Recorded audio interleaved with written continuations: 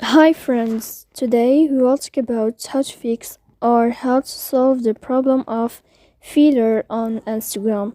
To know how to fix or how to solve failure on Instagram app, you should just go to settings. Here you can click on apps, default apps, app settings. After that you will enter to the window or to the app of Instagram here. Then you can click on first stop and you can click OK. Then you will enter to the window of storage. Here you can click clear cache. Don't click clear data because that can cause the errors in your app. In the end, you can turn off your phone and you can wait a moment to turn on your phone again to fix that problem. So please don't forget to support us by like and subscribe. See you next time in another video, and thank you for your attention and your watching.